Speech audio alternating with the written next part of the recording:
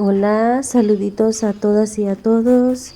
Hoy nuevamente pasaba a saludarles y a llevarles este bonito video, mostrarles el paisaje que hemos tenido hoy este día, ya que pues es como todos sabes, estamos en invierno y tenemos días muy oscuros que no vemos el sol, llueve mucho, así es que hemos salido a disfrutar hoy este día. Miren qué bonito está el sol.